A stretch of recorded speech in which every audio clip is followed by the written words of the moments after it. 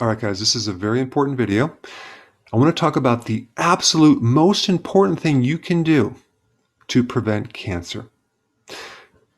Fasting. Fasting is hands down the most important thing to do if you want to prevent cancer. And if you have cancer, you need to be doing fasting. Cancer is the second leading cause of death. So this is the protocol that I would recommend for someone that is interested in preventing cancer. Let's say, for example, your family has cancer, or your health is poor, or you just want to prevent cancer and you want to do something about it. I would recommend start on OMED immediately. That means one meal a day. Okay, so you're only going to eat one meal a day. In fact, I recommend most people do OMAD. It's extremely easy to do. You're going to save a lot of money, but it's very, very powerful to improve your health, which I'm going to get to in a minute. So I would do OMAD on a regular basis. Yeah, and I recommend you do 48-hour fasts weekly. Now, this is really good to do if you have extra weight to lose.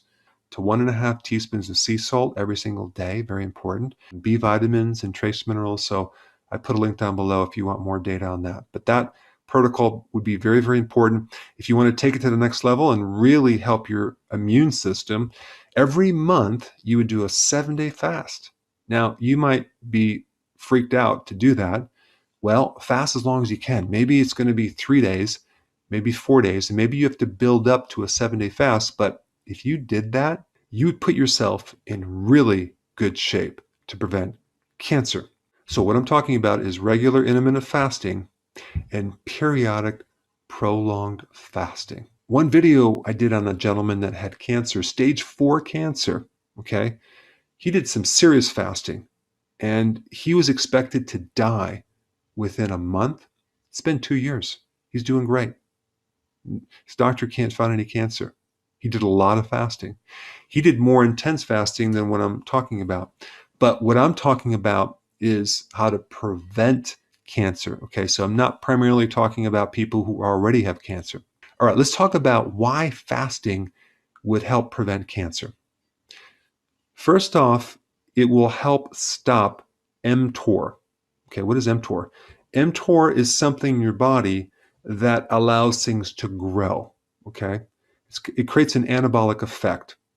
So when you fast, you turn off that effect.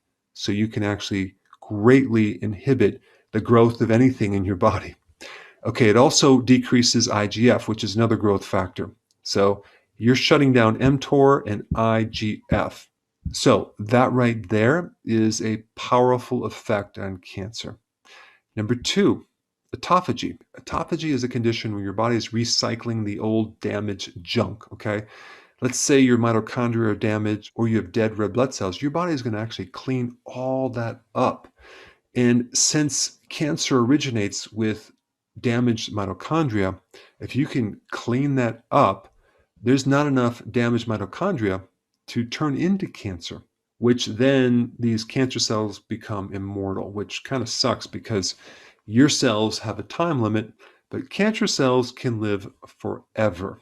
All right, number three, you actually generate brand new stem cells for your immune system.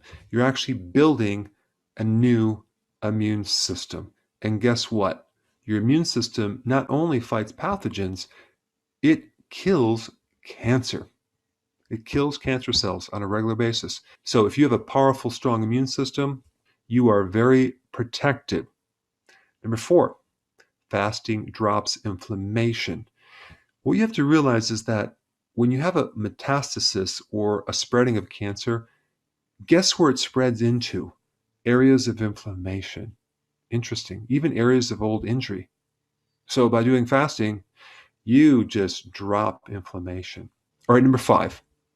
And this pretty much pertains to someone that has cancer and is on chemotherapy. Let's say they decided to do chemotherapy or radiation therapy.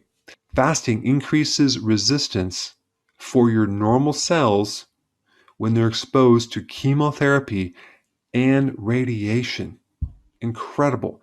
But the cancer cells don't get that resistance they're more sensitized to chemotherapy and radiation therapy. Interesting.